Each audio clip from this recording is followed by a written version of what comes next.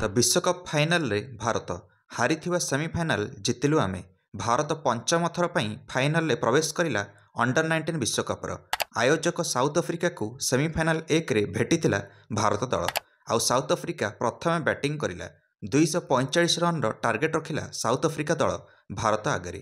କିନ୍ତୁ 32 ରନ୍ରେ ଭାରତର 4ଟା ୱିକେଟ୍ ପଡ଼ିଥିଲା। ସାଉଥ ଆଫ୍ରିକା ଜିତିଯିବ ବୋଲି ଖୁସି ହୋଇପଡ଼ିଥିଲା। କିନ୍ତୁ ଅଧିନାୟକ ଉଦୟ ସାହାରାନ ଭାରତ ତରଫରୁ ବଡ଼ ପାର୍ଟନରସିପ୍ କରିଲେ ସଚିନ ଧସ୍ ସହିତ। 171 ରନ୍ର ମୁସ୍କିଲ ସ୍ଥିତିରୁ ଭାରତକୁ ବାହାର କରିଲେ ଏ ଦୁଇ ଜଣ। ସଚିନ ଧସ୍ ଧୂଆଁଧାର 96 ରନ୍ କରିଲେ ମାତ୍ର 95 ବଲ୍ରେ, ତାପରେ ଆଉଟ୍ ହେଲେ। କିନ୍ତୁ ଭାରତୀୟ ସ୍କୋର 200 କ୍ରସ୍ କରିଯାଇଥିଲା। ଭାରତ ଭଲ ସ୍ଥିତିକୁ ଆସିଲା।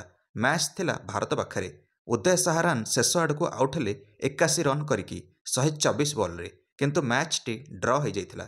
ତାପରେ 10 ନମ୍ବର ଖେଳାଳି ଆସିକି ୱିନିଂ ହିଟ୍ ମାରି ମ୍ୟାଚ୍ ଜିତାଇଲେ ଭାରତକୁ। 2 ୱିକେଟ୍ରେ ମ୍ୟାଚ୍ ଜିତିଲା ଭାରତ।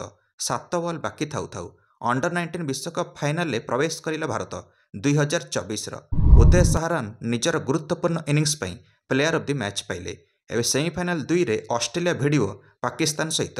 ଯିଏ ଜିତିବ ସେ ଭାରତ ସହିତ ଖେଳିବ ବିଶ୍ୱକପ୍ ଫାଇନାଲ ରବିବାର ଦିନ ଫେବୃଆରୀ 11ରେ। ମୁକାବିଲା କଡ଼ା ହେବ। ଆପଣମାନେ ମଧ୍ୟ ଭାରତର ସମର୍ଥନରେ ଜୟ ହିନ୍ଦ ଭାରତ ଲେଖି ଭିଡ଼ିଓକୁ ଲାଇକ୍ ଆଉ ଚ୍ୟାନେଲକୁ ସବସ୍କ୍ରାଇବ୍ କରିଦେବେ ସମସ୍ତ କ୍ରିକେଟ୍ ଅପଡେଟ୍ସ ପାଇଁ। ଧନ୍ୟବାଦ।